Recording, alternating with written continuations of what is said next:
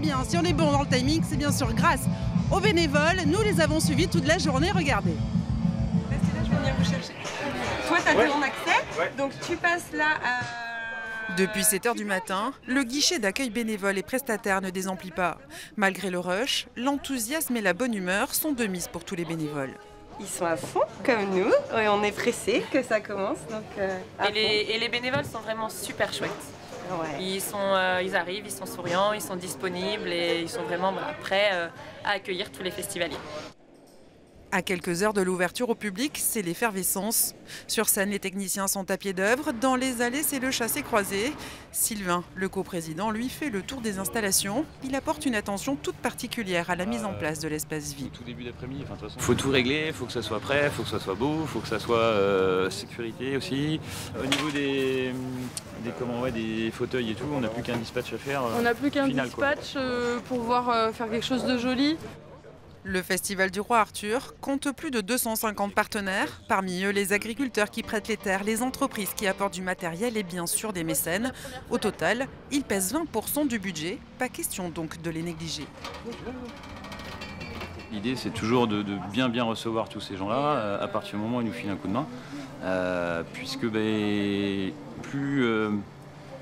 plus ils sont bien reçus, et mieux ça sera pour l'évolution de l'événement.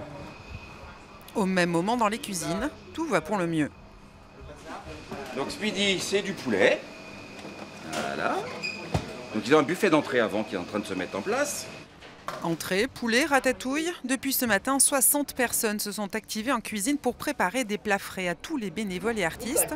Parmi eux, la famille Echen. C'est ma fille, donc voilà. C'est pour l'entraîner à devenir un futur bénévole, donc pour faire partie de la famille du Roi Arthur. Une grande famille de plus de 900 bénévoles, sans qui le Festival du Roi Arthur ne serait pas ce qu'il est aujourd'hui. Et nous avons Adrien qui est avec nous. Adrien Gaillard, vous êtes le directeur du festival. Bonsoir. Bonsoir. Vous confirmez que sans les bénévoles, il n'y aurait pas ce festival, hein? Entièrement d'accord. On a accueilli près de 900 bénévoles tout le week-end et même tout au long de la semaine. Et on doit vraiment les féliciter parce qu'ils ont réussi à livrer ce site en temps et en heure. Un grand merci à tous les bénévoles du Festival du Roi Arthur. Bon alors pour la première fois cette année, le festival va se dérouler sur 3 jours. Vendredi, samedi, mais il n'y avait pas assez, donc on rajoute dimanche. C'est une bonne nouvelle pour les festivaliers, mais c'est aussi un choix économique. C'est un choix économique, un 3e jour pour pouvoir aussi baisser les coûts de production à la journée. C'est aussi pour marquer le 10e anniversaire du Festival du Roi Arthur, 2008-2018. On est extrêmement content de rajouter cette 3e journée et l'offrir à nos festivaliers. Ah oui, c'est une 9e édition, mais 10 ans de festival, puisqu'il y a une édition qui n'a pas pu se tenir. Alors vous proposez une programmation très éclectique. Avant d'en parler, je vous propose tout de suite de regarder ce petit clip, un avant-goût du festival.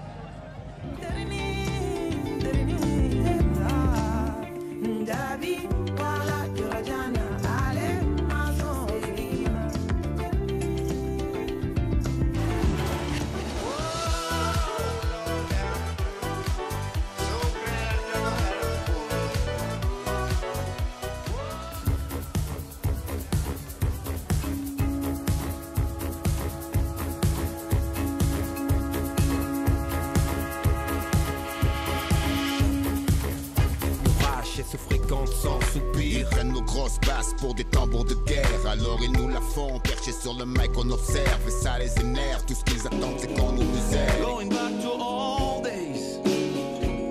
You got to remember. Just one ticket. De retour ici au Festival du Roi Arthur, on a vu, alors il y a de la musique du monde, il y a du rock, on a vu Ayam, mais il y a aussi, pour les citer, Grandation, du reggae, Noël Gallagher, les Négresses Vertes, Martin Solveig. On est, pour le coup, ce que je disais, très éclectique. Tout à fait, c'est une véritable volonté de l'association de pouvoir proposer tous les styles de musique afin que chacun puisse se retrouver. Certaines personnes aiment le rap, d'autres le reggae, d'autres le rock. Il était important pour nous de proposer un peu tous les styles et finalement retrouver un peu ce public habitué des festivals, mais aussi ce public qui découvre le festival pour une première fois et chacun peut se mélanger et peut découvrir un peu un morceau, un groupe, on va dire même carrément une vision d'un style de musique. Et en tout cas derrière, que chacun arrive à se retrouver sur cette programmation-là et je pense que c'est ce qui plaît le plus à nos festivaliers actuellement. Et oui, l'année dernière vous étiez complet, cette année il reste encore un petit peu de place, mais... Tout à fait. Il reste encore des places de jour, samedi, dimanche, mais aussi des places journée, samedi, dimanche à l'unité. Donc il n'y a pas de souci là-dessus. Ce soir, on est aux alentours d'un bon 10 000 festivaliers au minimum. Je n'ai pas encore les derniers chiffres, mais en tout cas, on est très contents de lancement de cette nouvelle édition. C'est pas mal. Et en plus, il y a un camping pour les accueillir qui a l'air sympa aussi. Vous avez créé cette année aussi un village dans le centre de Bréal-sous-Montfort. C'est important de faire participer le bourg.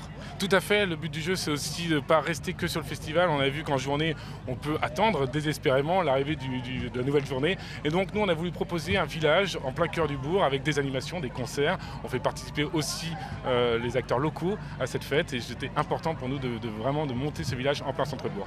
Merci Adrien Gaillard. Vous l'avez compris, il reste des places pour le festival. Et regardez, on a un grand soleil. Alors ne croyez pas les mauvais présages. Belle soirée à vous. Nous, je pense qu'on va s'amuser.